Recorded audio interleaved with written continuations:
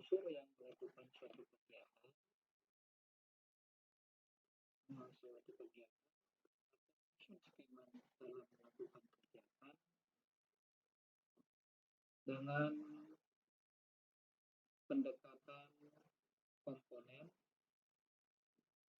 Sistem dapat didefinisikan sebagai kumpulan dari komponen-komponen yang saling terhubung satu dengan yang lain, yang membentuk satu kesatuan untuk satu tujuan tertentu. Sehingga bisa dilihat dari bagan ini, dari gambar ini, sistem itu tidak terlepas dari subsistem, di mana setiap subsistem ini saling berinteraksi. Nah, dari interaksi tersebut akan menghasilkan suatu tujuan, di mana tujuan tersebut dipayungi atau dibatasi oleh batasan sistem. Sistem juga akan berinteraksi dengan lingkungan. Ya, pasti ada lingkungannya untuk suatu sistem. Nah, sistem dan teknologi informasi. Kita bisa melihat dari ilustrasi ini bahwasanya sistem di dalam industri bisa kita gambarkan, yaitu contoh suatu proses di dalam suatu manufaktur itu tidak terlepas dari input, proses dan output. Nah, input di sini di dalam suatu manufaktur industri itu adalah raw material atau bahan mentahnya, bahan baku. Di dalam bahan baku ini pasti akan dilakukan suatu proses, dan proses ini menghasilkan output suatu produk. Nah, output suatu produk ini pasti nanti akan dikontrol oleh sistem manajemennya, sehingga bisa dilihat di sini adalah suatu sistem tertutup di dalam suatu sistem manufaktur. Di sini di mana proses di dalam suatu manufaktur ditentukan oleh manajemennya, dan manajemen juga memiliki feedback sinyal dari produk, feedback sinyal juga dari bahan baku. Ya, menentukan dari suatu perusahaan atau suatu industri, yaitu kontrol manajemennya. Artinya kalau kontrol manajemennya tidak baik, berimbas pada proses manufaktur, pada input material bahan bakunya, kemudian produknya.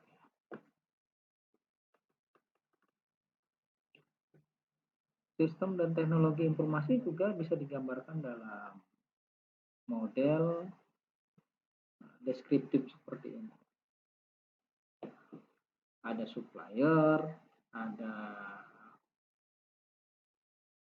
kesepakatan atau perjanjian dari suatu government pemerintah, ada community-nya, kompetitornya, ada community ini populasi atau pasarnya, kompetitornya, saingan dari produknya, consumer, stakeholder ini pemangku kebijakan bisa, kemudian yang berinteraksi dengan suatu produk tersebut, kemudian pekerjanya, dan tak lupa juga finance-nya atau modalnya. Jadi kontrol manajemen ini adalah umpan balik dari sistem informasi. Jadi sistem informasi ini akan memberikan keputusan melakukan sesuatu, analisa keputusan bisa diambil dari sistem informasi. Nah, sistem informasi suatu perusahaan bisa digambarkan di dalam input itu seperti economic resource atau bahan baku atau sumber daya ekonomiknya itu pekerja, uang, material, mesin, kemudian lapangan atau tempat tempat pabriknya, fasilitas, energi, dan informasi. Nah, ini di dalam suatu institusi atau suatu pabrik atau suatu manufaktur ini sangat dibutuhkan yang berkaitan dengan supplier dan financial atau keuangan suatu perusahaan. Kemudian ini akan masuk di proses di mana dalam suatu proses itu ada marketnya, pasarnya, pengembangan, produser dan supply bahan bakunya, pengadaan dan servis produknya, dan proses lain-lainnya. Pastilah setelah proses pasti ada output. Output itu seperti kalau manufaktur itu produk, layanan, informasi, dan sebagainya. Jadi ini sangat berkaitan. Ya, produk tersebut juga berkaitan dengan kepentingan suatu golongan, suatu pemangku kebijakan, baik itu pemerintah maupun masyarakat, itu stakeholder. Dan ini pasti berimbas kepada konsumer atau pelanggan atau apa nih, pelanggan konsumer ya. Nah, ini juga di dalam suatu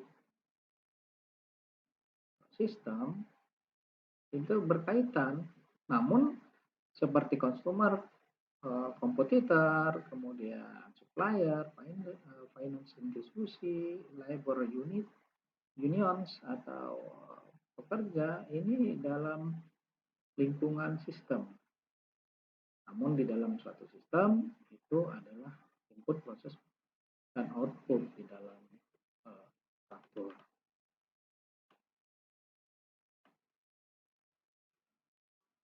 Karakteristik sistem, ciri-ciri sistem bisa dilihat di sini. Sistem itu setiap sistem mempunyai tujuan. Kedua, setiap sistem mempunyai batasan atau boundaries. Artinya yang memisahkan dari lingkungannya. Nah, kemudian tadi kan kita sudah membahas subsistem ini saling berinteraksi. Interaksi ini akan menghasilkan tujuan. Tujuannya itu pasti sama. Jadi kalau dia tujuannya sama, input masukannya juga sama. Namun di dalam suatu subsistem yang saling berinteraksi itu ada namanya ikatan, bonding. Kalau tidak ada ikatan di suatu sistem, pasti tidak ada keluaran atau tujuan. Itu sangat penting. Kalau tidak ada ikatan ya nggak bisa. Nah, ilustrasinya kalau satu subsistem ini tidak ada ikatan dan interaksi satu sama lainnya, tidak akan bisa membuat suatu sistem. Itu salah satu cirinya. Jadi walau sistem itu mempunyai batas, tetapi sistem itu bersifat terbuka. Dan dalam arti interaksi juga dengan lingkungannya. Suatu sistem terdiri dari beberapa subsistem yang bisa pula disebut sebagai unsur atau komponen. Nah, walau sistem itu terdiri dari berbagai unsur-unsur komponen, tidak berarti bahwa sistem itu merupakan sekedar kumpulan atau unsur atau komponen tersebut, melainkan merupakan suatu kebulatan utuh dan padu pada suatu sistem whole-sim atau whole-sim. Jadi satu kesatuan keseluruhannya.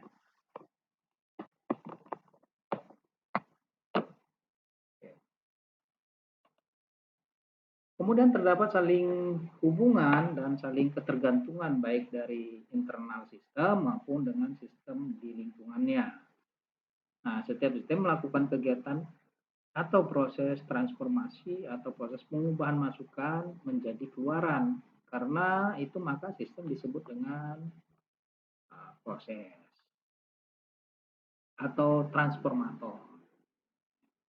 Sehingga ini ciri-ciri dari sistem. Ada masukan, ada subsistem, ada ikatan, ada interaksi, ada tujuan. Dan tujuan itu juga pasti ada lingkungan sistem. Oke. Elemen sistem itu terbagi beberapa, yaitu objek, atribut, hubungan internal, dan lingkungan. Nah, objek itu yang dapat berupa bagian elemen ataupun variabel. Nah, ia dapat benda fisik, abstrak maupun keduanya sekaligus. Ya, tergantung pada sifat sistem tersebut ya. Nah, sementara untuk atribut, atribut itu ya menentukan kualitas atau sifat kepemilikan sistem atau objeknya. Kemudian hubungan internal itu antara objek-objek di dalamnya. Tadi kita sudah jelaskan hubungannya itu atau interaksi. Kemudian lingkungan, yaitu tempat di mana sistem berada. Kemudian elemen bentuk sistem ada dia masukan, proses, umpan balik, keluaran, tujuan, batasan, dan lingkungan. Nah, tujuan setiap sistem memiliki tujuan, entah hanya satu atau banyak. Tujuan ini yang menjadi motivasi yang mengarahkan sistem.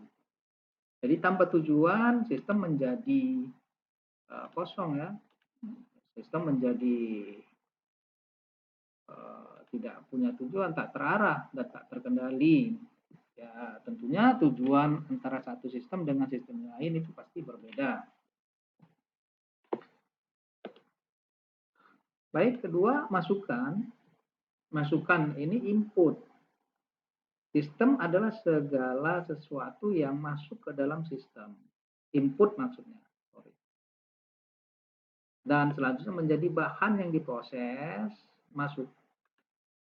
Kemudian masukan dapat berupa hal-hal wujud abstrak maupun yang tampak. Contoh masukan berwujud adalah bahan mentah, sedangkan contoh yang tidak berwujud adalah informasi. Ya. Jadi beda. Kemudian proses, ini proses merupakan bagian yang melakukan perubahan atau transformasi dari masukan menjadi keluaran yang berguna dan lebih bernilai, misalnya informasi dan produk, informasi tentang produk maksud saya, tapi juga bisa berupa hal-hal yang tidak berguna, misalnya pembuangan atau limbah. Pada pabrik kimia, proses dapat berupa bahan mentah. Pada rumah sakit, proses dapat berupa aktivitas pembedahan pasien, contoh. Kemudian keluaran ini output. Output merupakan hasil dari pemrosesan. Pada sistem informasi, keluaran bisa berupa satu informasi, saran, cetak laporan, dan sebagainya. Kemudian batasan yang disebut boundary, ini batasan, itu adalah pemisah antara sistem dan daerah di luar sistem atau lingkungan. Batas sistem menentukan konfigurasi, ruang lingkup, atau kemampuan sistem. Sebagai contoh, tim sepak bola mempunyai aturan permainan dan keterbatasan kemampuan pemain. Pertumbuhan sebuah toko kelontong dipengaruhi oleh pembelian pelanggan. Gerakan pesaing dan keterbatasan dana dari bank.